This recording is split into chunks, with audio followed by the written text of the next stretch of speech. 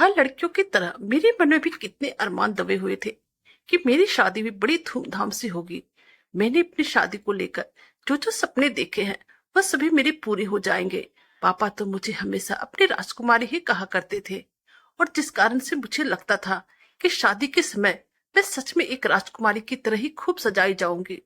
मुझे अच्छे से ब्यूटी पार्लर में ले जाया जाएगा, जहां मेरा मेक ओवर कर मुझे खूबसूरत बनाया जाएगा, और पहले प्रतियोगिताओं में सफलता प्राप्त कर सिविल सर्विस के लिए चुनी जाऊं। माना कि मैं साधारण नए नक्शे वाली सावी लड़की हूं, पर सपने देखने का तो सबका समान अधिकार है। सपने कहाँ जानते हैं कि मैं देखने में कैसी हूं। वह तो बिना पूछे बिना बताए आ जाते हैं आंखों में, कभी खुली पलकों में तो कभी बंद पलकों में। मेरी आंखों में तैरते सपने मेरे भविष्य को लेकर शायद मेरे ही अपनों की आंखों में चुभने लगे थे। एक शाम को मैं जब पूरा दिन थक हार कर कॉलेज से आने के बाद अपने कमरे में आई और घड़े से पानी निकाल पीने के बाद आंखें बंद कर थोड़ी देर आराम करने के लिए बैठी ही थी कि दूसरे कमरे से आती आवाजें मुझे परेशान करने लगी।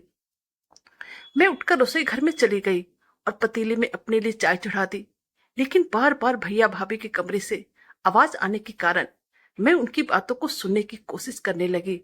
भैया भाभी के कमरे से ही ये आवाजें आ रही थी।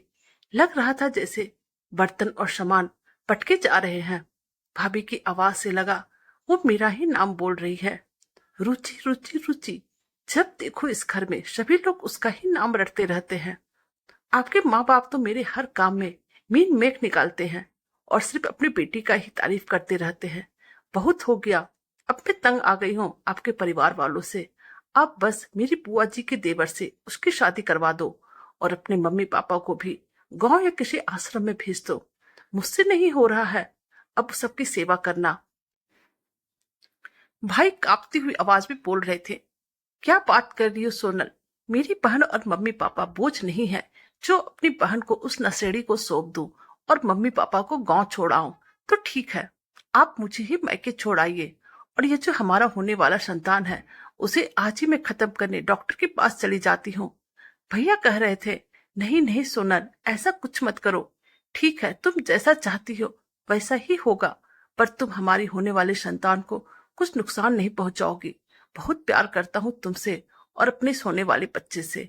मैंने इस बच्चे के लिए बहुत से सपने देखे हैं। प्लीज तुम उन सपनों को मत तोड़ो, मुझसे दूर मत जाओ। रुचि की शादी वहीं होगी जहां तुम चाहोगी, और तुम्हारी हर बात को मैं मानूंगा। जैसे ही रुचि की शादी हो जाएगी मैं मम्मी पापा को तीर्थ यात्रा के बहाने किसी आश्रम में छोड़ आऊंगा। अब तो खुश हो जा मेरी प्यारी सोनल, जैसा तू चाहती है वैसा ही होगा।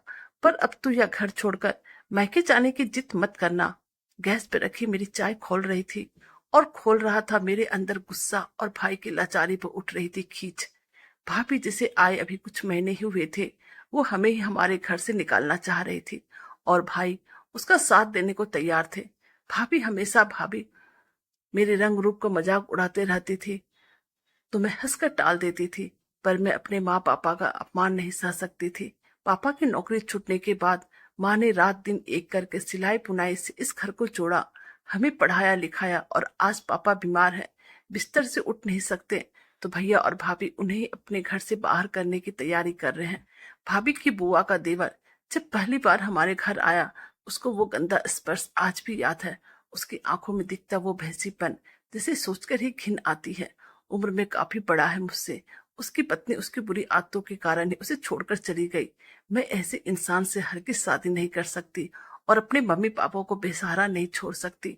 भाई अपनी जिम्मेदारियों से मुंह मोड़ सकता है, पर मैं नहीं।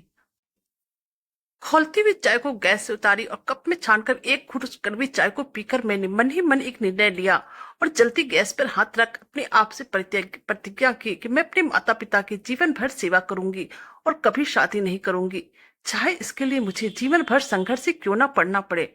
शादी के नाम से अब मुझे चिढ़ होने लगी थी, कहीं मैं भी शादी के बाद सोनल भाभी की तरह ना हो जाऊं और सिर्फ अपनी आजादी और स्वार्थ पूरा करना चाहूं। माँ पापा के लिए पानी लेने रसोई घर में आई तो माँ ने मुझे देखकर पूछा, बेटा रुचि कब आई पता ही नहीं चला, जरा आंख लग गई थी। अच्छा चाय बना रही है तो मेरे और पापा के लिए भी बना दे। अरे कुछ बोलती क्यों नहीं। उन्होंने जब मेरे पास आकर देखा तो मैं उसके सीने से जा लगी। यह क्या कर रही है। गैस बंद करते हुए बोली, मेरी बच्ची क्या हुआ, किसी ने कुछ कहा तुझसे। नहीं माँ, बस इतना कहकर मैं अपने आंसुओं को रोक नहीं पाई। माँ ने मेरे हाथ पर घी मला और मेरी आंखों में आए आंसुओं को अपने आंचल से पोंछा। मैंने सुबकते हुए कहा, माँ मेरी नौकरी दूसरे शहर में लग गई है। आप सामान पैक करना शुरू कीजिए। हम पापा के इलाज बड़े अस्पताल में करवाएंगे। मुझे सरकारी क्वार्टर मिल रहा है और अब आप दोनों मेरे साथ ही रहेंगे। अगले दिन है मैं माँ पापा के साथ बिहार से मुंबई जाने वाली ट्रेन में थी। आज पापा को गुजरे हुए 25 साल हो गए और माँ आज भी मेरे साथ रहती है और अभी भी कहती है, बिटिया शादी कर ले, मेरे जाने के बाद तो अकेले पड़ जाएगी। परंतु मैं अपनी प्रतिज्ञा पर कायम हूँ। अब 50 साल की उम्र में शादी करके मैं माँ के गले लिपट जाती हूँ। भाई भाभी ने कभी हमारी खोज खबर नहीं ली। वो खुश है अपनी दुनिया में और मैं अपनी माँ के साथ खुश हूँ। अपने पैरों पे खड़ी हूँ। मुंबई जैसे बड़े शहर में मैंने अपना खुद का मकान भी बना लिया है, जिस पर अपनी माँ राधा देवी के नाम का नेम प्लेट लगाया है। पापा की राजकुमारी को भले ही राजकुमार नाम मिला इस जीवन में, पर वो दूसरों की गुलामी भी करने को मजबूर नहीं है। क्या हुआ जो दुल्हन नहीं बनी, श्रृंगार नहीं किया, पर अपने सपनों को खूब सजाया।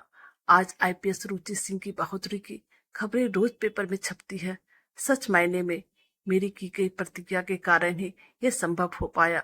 उस समय अगर मैं भैया भाभी के कहे अनुसार उस आदमी से शादी करती तो आज जहां जिस मुकाम पर हूं वहां ना होती।